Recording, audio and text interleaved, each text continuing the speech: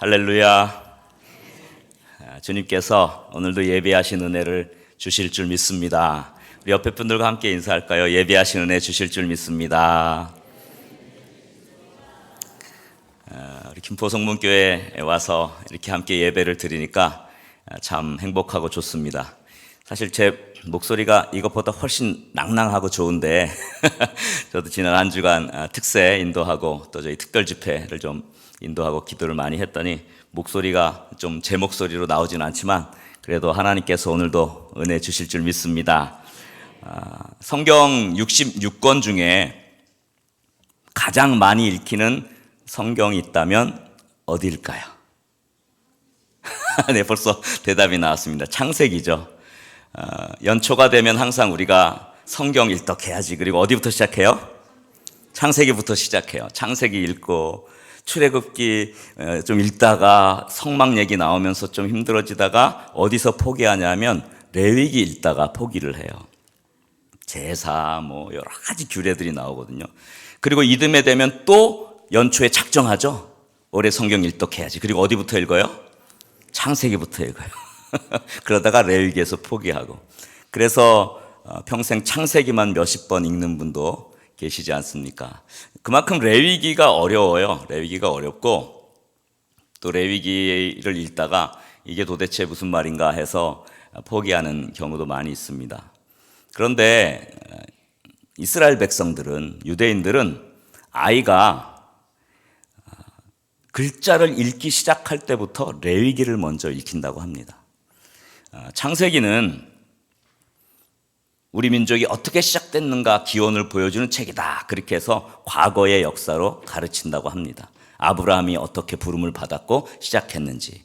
그 다음에 출애굽기는 우리 민족이 어떻게 하나님의 은혜를 받고 구원 받았는지 출애굽한 역사가 기록되어 있다. 이렇게 과거로 가르치죠. 그러나 레위기는 지금 하나님의 백성이 된 우리가 어떻게 거룩하게 살아가야 하는지 그것을 현재 실행할 수 있는 성경이기 때문에 그걸 가장 중요하게 여기고 그것을 아이들에게 가장 먼저 읽힌다고 합니다. 오늘날 이 레위기의 말씀이 강단에서 많이 선포가 되지도 않고 또 실제로 이 구약의 제사가 이게 무슨 의미가 있나, 예수님이 다 이렇게 십자가로 완성하셨는데 이게 도대체 무슨 의미가 있나 이렇게 생각할 수도 있습니다. 그러나 우리가 이 레위기라는 것을 하나님께서 주신 말씀으로 받는 것은 되게 중요해요. 성경 중에 하나님께서 말씀하셨다고 직접 이야기한 것을 가장 많이 적어놓은 성경이 레위기예요. 여호와께서 모세에게 말씀하여 이르시되, 하나님이 직접 하신 말씀을 가장 많이 적어놓은 성경이 레위기거든요. 그런데 오늘날 많은 그리스도인들이 레위기를 지나간 것으로 그렇게 여기고 있기 때문에 하나님의 그 거룩함에 이르지 못하죠. 레위기의 핵심은 뭐냐면 내가 거룩하니 너희도 거룩하라. 하나님의 거룩한 백성답게 거룩하게 살아가라 라고 하는 그런 가르침입니다. 그래서 오늘 제가 이 레위기를 선택을 했고 이 레위기 말씀을 통해서 오늘 그 중에 단편적인 말씀이지만 살아계신 하나님의 말씀을 경험하는 은혜의 시간이 될 수 있기를 주의 이름으로 간절히 축원합니다. 그리고 내가 거룩하니 너희도 거룩하라 라고 하신 말씀처럼 하나님의 그 거룩함이 이 자리에 임재하고 우리의 삶이 거룩하게 바뀌는 그런 역사가 있기를 주의 이름으로 간절히 축원합니다. 그런데 실제로 이 레위기는 구약의 제사, 동물, 우리가 읽은 것도 오늘 번제잖아요. 동물 제사, 이것은 오늘날 지켜지지 않습니다. 그렇죠? 정결규례 이런 것도 지켜지지 않아요. 예수님이 완성했다 이렇게 우리는 생각할 수 있습니다. 그러나 여기에 영적인 의미가 담겨 있죠. 여러분 잘 아는 대로 사도 바울이 로마서 12장 2절에 너무 유명한 말씀을 하셨어요.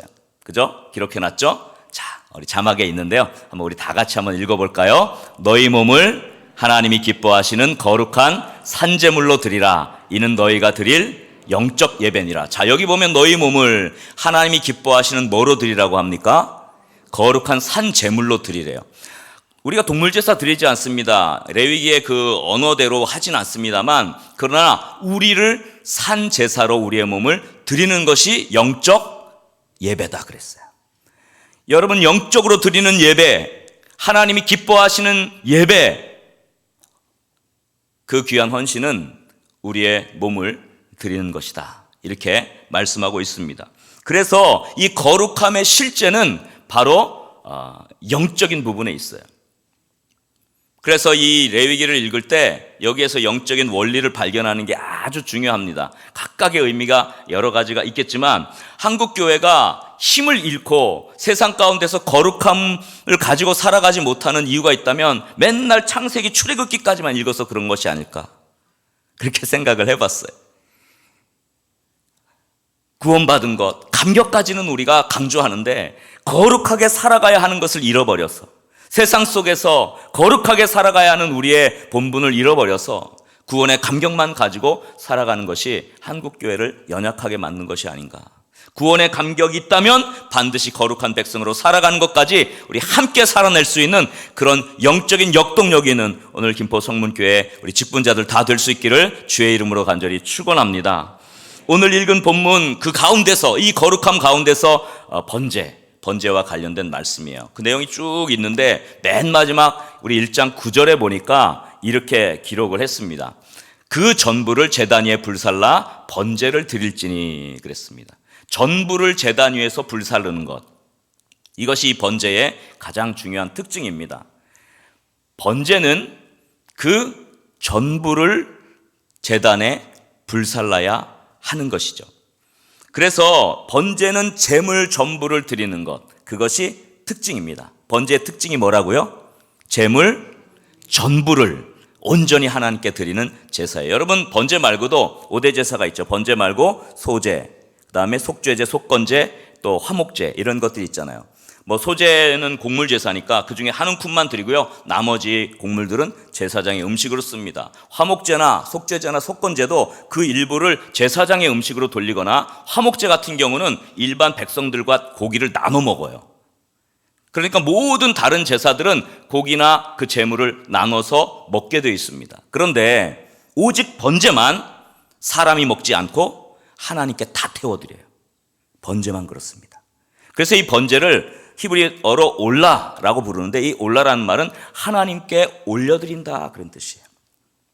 위로 올라간다, 연기가 이렇게 타서 올라가듯이 하나님께로 올려드린다, 위로 올라간다, 그런 뜻을 담고 있어요. 그래서 성경학자들은 이 번제를 오늘날 사도 바울이 말한 대로 너희가 드릴 영적 예배다, 너희 몸을 하나님이 기뻐하시는 거룩한 산제물로 드려라, 그래서 온전한 헌신의 특징을 갖고 있다, 이렇게 해석을 합니다.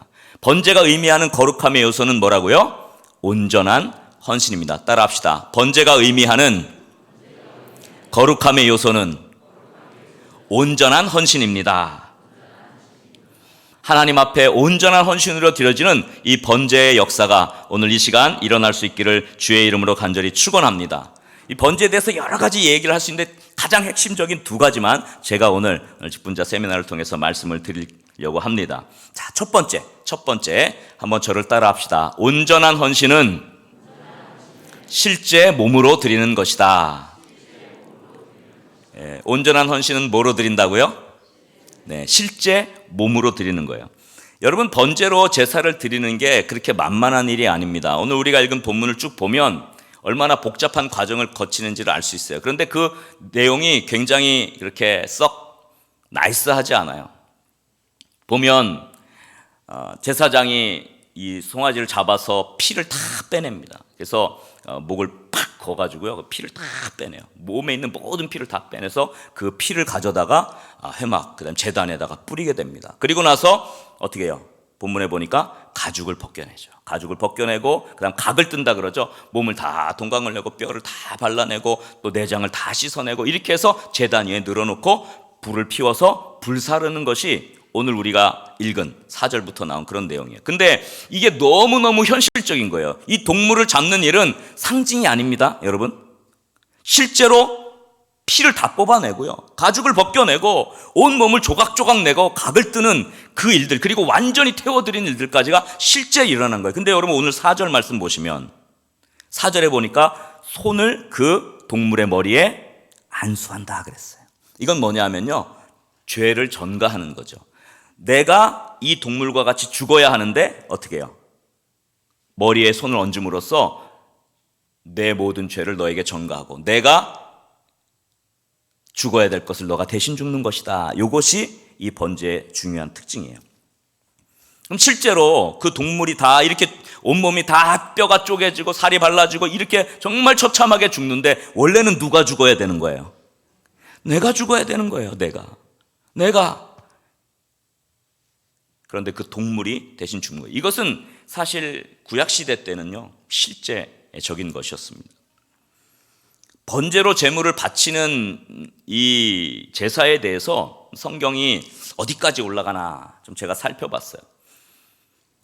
모세가 지금 이 레위기 말씀을 백성에게 주기 전부터 아브라함 시대 때도 번제가 있었어요. 그렇죠? 여러분 성경 잘 아시잖아요. 아브라함도 번제를 드렸어요.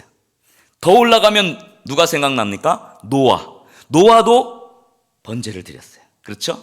더 올라가면 어디까지 올라가죠? 가인과 아벨까지 올라가죠. 아벨이 번제를 드렸죠. 근데 성경은 여기까지 이야기를 합니다. 그러면 가인과 아벨은 제사를 어디에서 배웠을까요? 성경에 나오진 않지만 아담에게서 배웠을 거라고 생각을 합니다. 그래서 유대의 전승, 고대 전승에 따르면 이 제사의 시작에 대한 그 언급이 나와요. 물론 성경적이진 않지만 의미가 있으니까 제가 조금 말씀을 드리려고 해요. 아담이 선악과를 따먹고 나서 너무너무 괴로운 거예요. 하나님으로부터 떨어졌어요. 하나님으로부터 떨어져서 죽음이라고 하는 그 저주를 받게 되고 땅이 저주를 받게 되고 너무너무 죄송스러웠어요. 하나님 앞에 어떻게 하면 내가 이 죄를 갚을까? 어떻게 하면 내가 하나님께 이 지은 죄를 갚아드릴까? 그렇게 생각을 하다가 하나님께 나의 몸을 드려야겠다. 그래서요, 높은 산꼭대기에 올라갑니다. 그래서 하나님께 몸을 던져드립니다. 높은 산꼭대기에서 떨어지니까 바위에 부딪히고 굴러 떨어졌어요. 땅에 떨어졌는데 거의 죽어가네. 피가 땅바닥에 흥건해진 거예요. 하나님이 너무너무 아담을 가여이 여기셔서 아담을 살려주십니다. 아담이 살아났어요. 보니까 자기가 흘린 피가 땅에 흙에 이렇게 범벅이 돼 있어요. 그래서 그 흙을 퍼다가 제단 위에 올려놓았더니 하나님이 하늘로부터 불을 내려서 그 피 묻은 흙을 다 태우셨대요. 아담이 또 기도하면서 하나님, 내가 어찌 이 죄를 다 감당하겠습니까? 또 하나님, 나의 몸을 받으십시오. 하나님, 내 생명을 가져가십시오. 그래서 또 높은 산 꼭대기에 자기의 몸을 하나님 앞에 드립니다. 피투성이가 됩니다. 하나님이 또 살려줍니다. 아담이 또 그 피투성이가 된 그 흙을 퍼다가 제단에 올려놓죠. 하나님이 불로 그것을 받습니다. 이것이 계속 반복되니까 하나님께서 아담에게, 아담아, 더 이상 너의 몸을 상하지 말아라. 내가 너의 마음을 다 안다. 그러면서 번제라는 방법을 주셨다는 거예요. 동물을 드려라. 이것은 성경에 나와 있지 않는 이야기지만 분명하게 아담으로부터 아벨로, 노아로, 아브라함으로, 그리고 오늘 읽은 레위기 말씀을 통해서 하나님이 직접 모세에게 주신 그런 은혜예요. 여러분, 여기서 제가 얘기하고자 하는 핵심은 뭐냐면요, 이 번제의 특징은 몸으로 드린다는 데 있어요. 실제 몸으로 드리는 겁니다. 이러한 번제의 의미를 신약시대를 살아간 사도 바울이 너무 분명하게 얘기했어요. 내가 목숨을 걸고 헌신하는 것이 번제다. 이렇게 얘기한 것이 사도 바울이 빌립보서 2장 17절 말씀이에요. 여기 보면 이렇게 말씀했어요. 만일 너희 믿음의 제물과 섬김 위에, 이건 빌립보 교인들에게 한 말이에요. 빌립보 교인들이 믿음의 제물이라고 표현했어요. 그리고 섬김, 빌립보 교인들이 섬기는 것을 제물이라고 그렇게 표현했고요. 그 다음에 사도 바울이 뭐라 그랬어요? 거기 보니까 내가 나를 뭐로 드린다고요? 전제로 드릴지라도. 전제는 뭡니까? 마지막에 제사를 완성할 때 붓는 포도주를 전제라고 해요. 그러니까 사도 바울은 자기의 마지막 헌신, 수고와 복음을 위한 사명 감당하는 것을 전제로 부어드리는 것으로, 제사로 여겼습니다. 그래서 번제를 완성하는 것으로 여겼어요. 그래도 나는 기뻐하고 너희 무리와 함께 기뻐한다. 그래서 제사를 완성하는 겁니다. 사도 바울은 실제 몸으로 드렸어요. 그래서 이것을 입증할 아주 좋은 예를 그 다음에 한 명을 더 들어요. 이 에바브로디도라고 하는 사람이에요. 에바브로디도는 빌립보 교인들이 감옥에 갇힌 바울을 위해서 빌립보 교회에서 파송해서 돕도록 한 사람이에요. 근데 이 에바브로디도가 너무 헌신적으로 섬기다가 죽을 병에 걸린 거예요. 죽기까지 이르렀는데 하나님이 은혜로 살려줍니다. 그래서 너무 기뻐해서 에바브로디도를 보내면서 빌립보 교인들에게 너희들이 감사한다라고 기뻐하며 감사하는 말을 한 거예요. 그게 빌립보서 2장 30절에 기록되어 있는데 여기 이렇게 기록돼요. 그가, 이건 에바브로디도를 말해요. 그리스도의 일을 위하여 죽기에 이르러도 자기 목숨을 돌보지 아니한 것은 나를 섬기는 너희의 일에 부족함을 채우려 함이라. 에바브로디도가 그렇게 열심히 섬겼는데 왜 죽을 병에 걸렸을까요? 그렇게 열심히 헌신했는데 왜 죽을 지경에 이르렀을까요? 그가 실제 진짜 헌신을 했기 때문에 그래요. 여러분, 온전한 헌신은 몸으로 되어지는 것이죠. 온전한 헌신은 몸이 깨어짐을 경험하는 것입니다. 봉사를 이렇게 교회 직분을 맡아서 봉사를 하고 하다 보면 꼭 그 어떤 분들은 말로만 임재하시는 분이 간혹 계세요. 말로 이게 해야 돼, 뭐 이렇게 해야 돼. 말로는 임재하는데요, 실제로 몸으로는 움직이지 않아요. 그러나 묵묵히 헌신하시는 분 보면 언제나 딱 가보면 그분이 계세요. 가서 거기서 벌써 하고 있어요. 헌신은 말로 되는 것이 아닙니다. 몸으로 하는 것이죠. 한 주간 사회생활에서 지치고 힘든데 주일에 교회에 와서 또 예배를 드리고 봉사하고, 뭐 성가대로, 교사로, 찬양팀으로, 또 식당 봉사로, 주차 봉사로, 또 교회 여러 가지 곳곳에서 섬기는 것은 피곤한 일입니다. 그러나 여러분, 이런 피곤한 것을 거룩한 피곤함이라고 할 수 있지 않겠습니까? 그래서 이 거룩한 피곤함의 모습이 주님 보실 때 거룩한 것입니다. 교회 내에서뿐만 아니라 여러분 사회에서도 마찬가지입니다. 남들보다 먼저 출근해서 기도하고 하루를 시작하고 또 일찍 퇴근해야 하는 상황에서도 누군가를 도와줘야 할 일이 생기면 조금 내가 포기하고 내가 좀 피곤해도 그 영혼을 돕는다면 거기에서 우리의 거룩함이 세상 가운데 드러나지 않겠습니까? 제가 전에 섬겼던 교회의 어떤 여집사님은 젊은 집사님의 아기가 어렸습니다. 그런데 이 집사님이 다른 그 옆집에 사는 그 또래 비슷한 그 여자 집사님이 이제 아마 일을 나가시게 됐고 본인은 그래도 아직 일을 안 하고 아이를 양육하는 그 육아 휴직 기간이었어요. 근데 그 아이를 1년 동안 대신 맡아줬어요. 내 아이 육아휴직해서 키우는 것도 힘든데 옆집 그 아이까지 같이 봐준다고 한 거예요. 1년 뒤에 옆집에 그 여자분이 교회로 나오게 될 수밖에 없죠. 여러분, 피곤하죠? 그러나 이것은 하나님이 기뻐하시는 거룩한 피곤함입니다.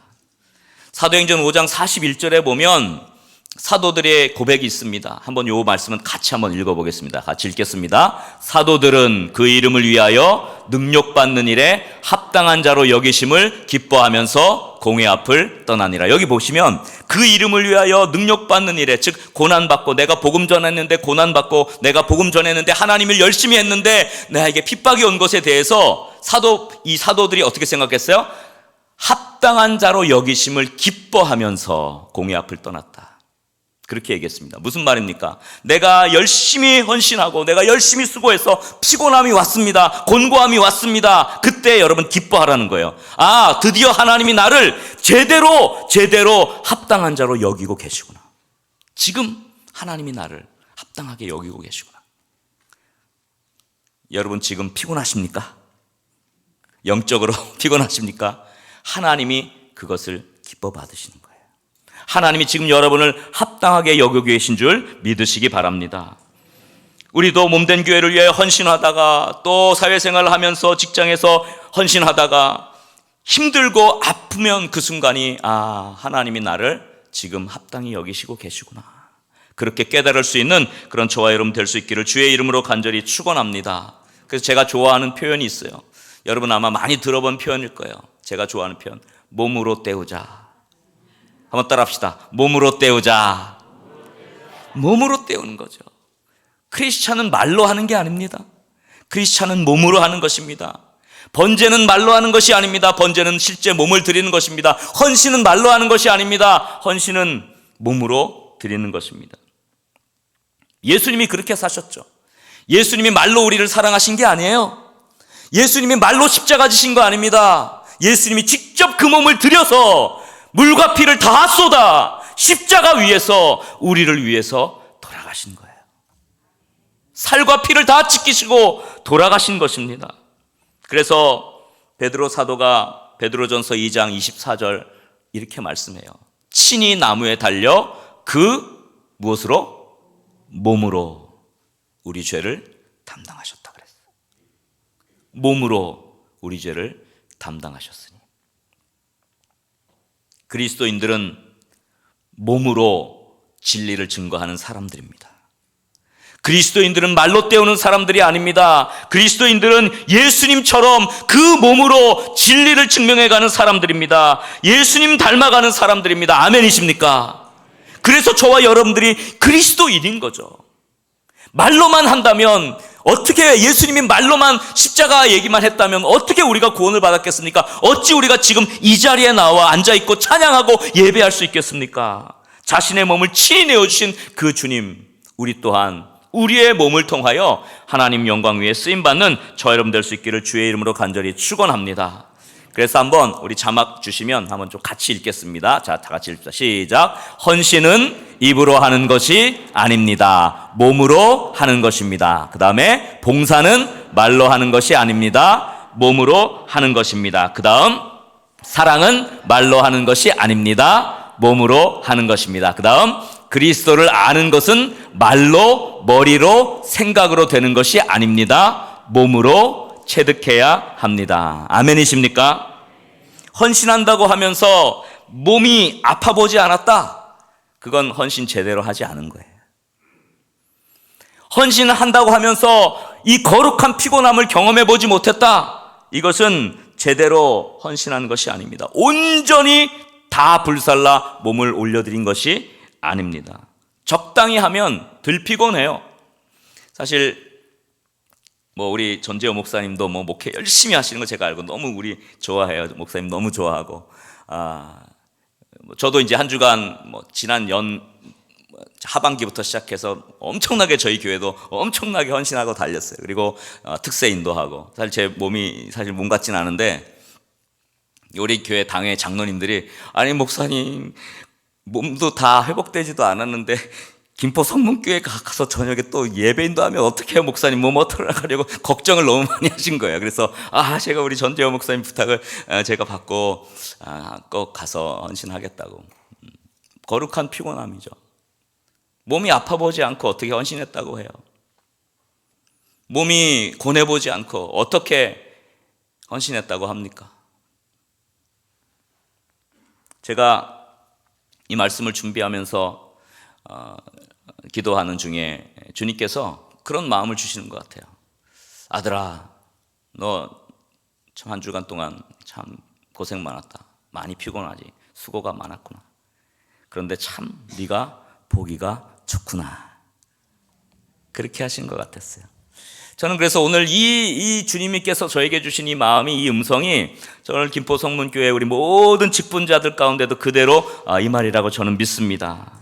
사랑하는 아들아, 사랑하는 딸아, 너 많이 피곤하지. 너무 수고 많았다. 그런데 너의 모습이 참 보기가 좋구나.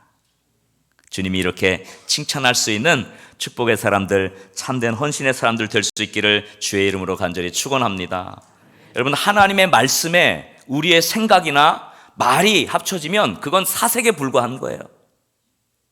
그러나 하나님의 말씀에 우리의 삶과 우리의 몸이 합쳐지면 진리가 되는 줄 믿으시기 바랍니다. 이것이 그리스도인의 삶이죠. 입의 말들을 내버려야 합니다. 입에 발린 말들을 내버리고 진리는 몸으로 증명하는 것이죠. 여러분 잘 아는 요한일서 3장 18절에 사도 요한이 뭐라고 했습니까? 한번 다 같이 읽겠습니다. 자녀들아, 우리가 말과 혀로만 사랑하지 말고 행함과 진실함으로 하자. 할렐루야. 이것입니다. 우리의 삶은 이런 것이죠. 말과 혀로는 아닙니다. 입의 말들을 내버리고 입에 발린 거룩함을 내려놓고 온전하게 우리의 몸을 들여서 하나님이 기뻐하시는 거룩한 산제물로 온전한 헌신자로 드려지는 우리 김포 성문교회 직분자들, 2023년도 오늘 주제가 보니까 충만인데요. 정말 거룩함으로 충만하고 말씀으로 충만하고 헌신으로 충만해서 아름답게 쓰임받는 몸으로 드려지는 참된 헌신자들이 다 될 수 있기를 주의 이름으로 간절히 축원합니다. 우리 한번 옆 사람을 이렇게 축복합시다. 거룩한 피곤함에 동참합시다. 자, 한 번 더 옆에 분들을 이렇게 다짐합시다. 몸으로 때웁시다. 할렐루야. 우리 김포 성문교회 헌신하는 직분자들 모든 분들 한 분 한 분들이 정말 교회 속에서, 사회 속에서 입술로가 아니라 말로 아니라 몸으로, 실제 몸으로 드리며 아름답게 거룩함을 이뤄가는 축복의 사람들, 참된 헌신자들이 다 될 수 있기를 주의 이름으로 간절히 축원합니다. 그 다음에 두 번째 중요한 원리를 좀 말씀을 드리려고 합니다. 한번 저를 따라했으면 좋겠습니다. 온전한 헌신은, 다시 한번, 온전한 헌신은 아낌없이 남김없이 드리는 것이다. 네. 온전한 헌신은 뭐라고요? 아낌없이 남김없이. 예. 실제 몸인 것과 두 번째는 아낌없이 남김없이. 오늘 마지막 읽은 본문 1장 9절에 보면 그 전부를 제단 위에서 불살라 번제를 드린다 할 때 이 그 전부라는 이 단어가 히브리 말로는 하콜이라는 단어예요. 이 하콜이라는 히브리 단어는 아무것도 남기지 않는다, 그런 뜻이에요. 그러니까 아무것도 남기지 않는다. 아까 제가 설명한 대로 번제만 유일하게 다 태워서 하나님 앞에 다 드리는 유일한 제사라 그랬잖아요. 남기지 않습니다. 싹 다 태워드리는 거죠. 그래서 아끼지 않고 남기지 않는다. 이것이 이 번제의 영적 특징입니다. 그래서 헌신에 있어서 아낌없이 남김없이 이렇게 의미가 아주 중요해요. 이걸 꼭 기억하시면 좋겠습니다. 성경에서 영적으로 실패한 사람들 가운데 대표적인 사람들 두 명을 꼽자면 구약에서는 사울을 꼽을 수 있어요. 사울이 여러분 잘 아는 대로 사무엘상 15장에 보면 하나님이 아말렉을 진멸하라고 했는데 이 사울이 그 명령을 어기고 어떡하죠? 살진 짐승들을 남겨놓죠. 왜? 아까워서.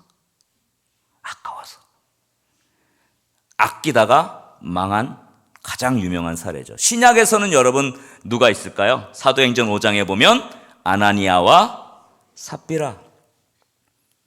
이거 드린다고 했지만 아까워서 일부를 감췄어요. 여러분 아까워하잖아요. 하나님이 그걸 다 받지 않습니다. 그걸 거룩하게 여기지 않아요. 온전한 헌신은 아낌없이 남김없이. 여러분 예수님을 하나님께서 우리에게 보내주셨잖아요. 하나님이 아까워하지 않고 보내주신 거거든요. 여러분 잘 아는 로마서 8장 32절 말씀, 너무 유명한 말씀이죠. 한번 다 같이 읽어볼까요? 자기 아들을 아끼지 아니하시고 우리 모든 사람을 위하여 내주시니가 어찌 그 아들과 함께 모든 것을 우리에게 주시지 않겠느냐. 자기 아들을 어떻게 했다고요? 아끼지 않았대요. 아끼지 않았어요. 이게 하나님이거든요. 하나님의 마음이거든요. 근데 구약에 보면 똑같은 내용의 말이 또 한 번 나오는 게 있는데 그게 창세기 22장에 나와요. 아브라함이 아들 이삭을 드릴 때 그 표현이 나오는데요.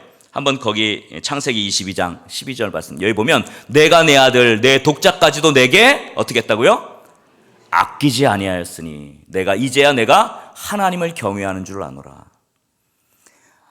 독생 성자 예수 그리스도를 아끼지 않고 우리에게 보내주신 그 하나님의 모습은 아브라함을 볼 때는 자기 아들 이삭을 아끼지 않고 하나님께 드린 것과 똑같은 거였어요. 여러분이 아끼지 않는다는 단어, 물론 구약 성경은 히브리어로 기록되어 있고 신약 성경은 헬라어로 기록되어 있어요. 근데 이 구약 성경 히브리어로 된 것을 헬라어로 번역해 놓은 것이 이제 70인경인데 70인경에서 이 아끼지 않는다는 단어가 똑같아요. 로마서 8장 32절과 이 창세기 22장이 똑같은 단어를 썼어요. 완전히 같은 말이에요. 아끼지 아니한 거죠. 아브라함은 독자 이삭 눈에 넣어도 아프지 않을 그 아들을 하나님 앞에 아끼지 않고 드렸어요. 아끼는 사람을 거룩하게 보지 않고요. 아끼지 아니하고 드리는 사람을 하나님께서 거룩하게 보신 것입니다. 예수 그리스도를 아끼지 아니하는 하나님의 그 마음을 우리가 이 시간 배울 수 있기를 주의 이름으로 간절히 축원합니다. 제가 공군에서 좀 목회를 오래 했었어요. 공군에 이제 군종 목사로 목회를 좀 오래 했는데 제가 초임 이제 부임해서 산꼭대기 높은 부대 레이더 부대를 맡게 되었는데요. 뭐 전방의 부대들 해서 한 4개 부대를 이렇게 순회하면서 거기에 모든 사람들을 예배하고 위로하고 위문하고 기도해주고 그렇게 했습니다. 근데 뭐 제가 그때 이제 중2로 인간했기 때문에 중2 급여가 뭐 굉장히 작았어요. 그래서 교회 뭐 헌금도 없고, 그러니까 다 제가 가지고 있는 그 급여를 받으면 그 월급을 다 털어서 그 사병들 사맥이고 또 뭐 교회 행사도 하고 이런 데 다 썼어요. 근데 추수감사절이 얼마 남지 않았는데 제 통장 잔고에 7,000원이 남아 있는 거예요. 7,000원이. 일주일 후면 추수감사절. 추수감사절이 뭐 해야 돼요? 좀 뭐 풍성하게 먹는 것도 있고 떡도 있고 막 이래야 되잖아요. 근데 7,000원이 남은 거예요. 저는 어쩔 수 없이 뭐 어떻게 해요? 하나님밖에 바라볼 수가 없죠. 저는 일주일 동안 어쩔 수 없이 금식할 수밖에 없었어요. 금식 아닌 금식. 7,000원 잔고를 가지고 하나님 앞에 기도합니다. 하나님 은혜 주시옵소서. 그러던 금요일에 전화가 왔어요. 아는 선배님 전화가 왔어요. 어쩐 일이세요? 아유, 군종 목사로 보임해서 수고가 많지. 네. 사실 위문을 좀 가려고 계획을 했는데 위문 가지는 못하고 시간이 안 돼서 선교비를 보내줄게. 그러는 거예요. 할렐루야. 오지 않고 보내주는 건 더 감사한 일입니다.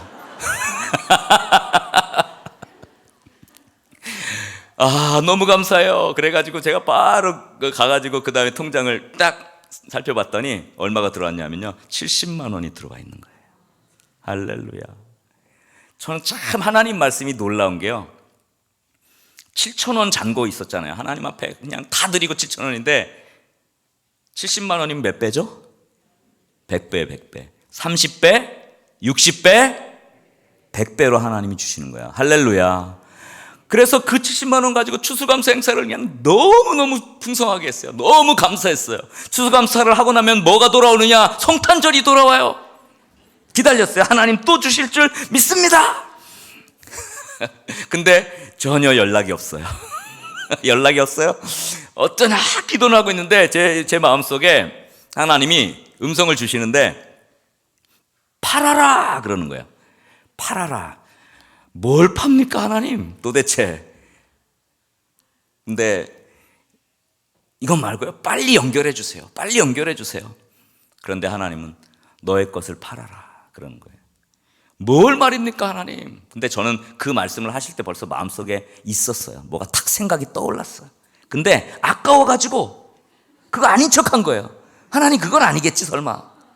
사실 제가 군에 이렇게 들어갈 때 이제 군에 가면 뭐 설교도 준비해야 되고 그리고 뭐 주보도 만들어야 되고 뭐 여러 가지 그런 일들을 해야 되니까 노트북 좋은 거, 또 제가 4군데 부대를 이동해서 다니니까 노트북을 좋은 거를 아는 분이 그 당시에 띵크패드 760, 그게 벌써 한 뭐 몇 년 전이에요. 20 몇 년 전이. 그 당시에 이 띵크패드는 꿈의 노트북이었어요. 지금 그 중국 OEM으로 가가지고 별로 좀 인지도가 떨어졌지만 그 당시에 띵크패드 760 그 당시에 한 200만 원 정도 했어요. 그거를 지인이 제가 군에 들어갈 때 선물로 저한테 주셨어요.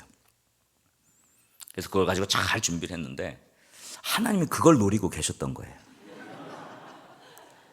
야, 하나님 너무 하시지 않아요? 하나님 이건 꼭 필요한 거예요. 나 설교도 준비해야 되고요. 필요합니다. 그런데 하나님이 너의 것을 팔아봐라. 네가 가장 아끼는 것을 드려봐라. 그러신 거예요. 그래서 제가 눈물을 머금고 그것을 가지고 용산 가가지고요, 그걸 중고로 팔았어요. 근데 뭐 좀 사용했지만 그래도 그게 고가를 120만 원, 그 당시에 120만 원을 받았어요. 그걸 가지고 성탄 행사를 했어요.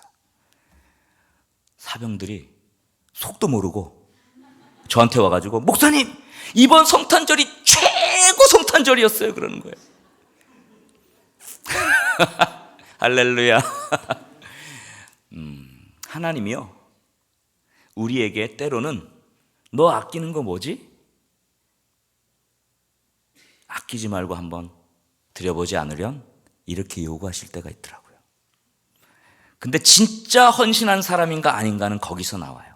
사울, 아나니아와 삽비라는 아까워서 실패했어요. 그러나 아브라함은 어땠어요? 하나님 마음에 합했죠.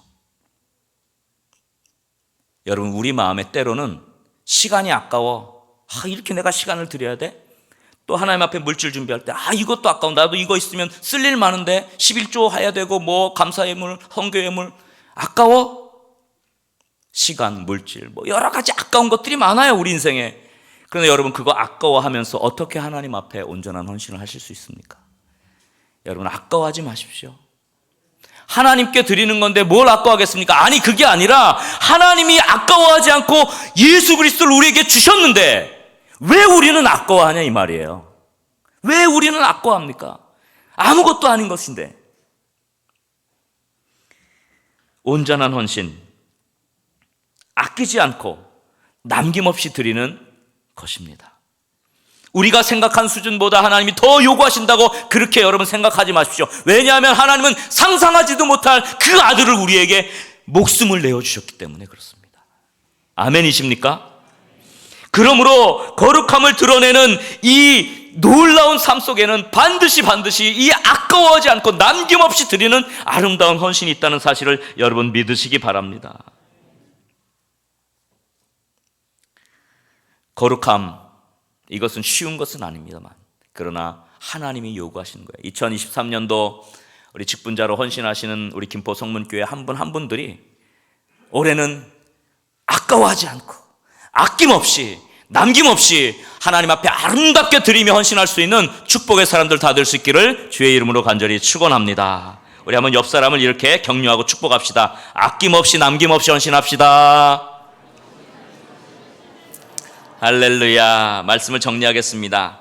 레위기 2를 전체를 설명하자면 내용이 굉장히 많지만 오늘 번제 딱 하나만 했어요. 소제는 소제대로의 의미, 화목제는 화목제대로의 의미가 다 있습니다만, 그러나 오늘 번제는 무슨 뜻을 갖고 있다? 온전한 헌신, 온전한 헌신. 다 태워드리는 거죠. 두 가지 의미만 기억하십시오. 실제 몸으로 드리는 것이 헌신입니다. 그리스도인은 말로 살아가는 사람이 아니라 몸으로 진리를 증명하는 사람입니다. 그리고 온전한 헌신은 아낌없이 남김없이 드릴 때 하나님이 그것을 기뻐 받으십니다.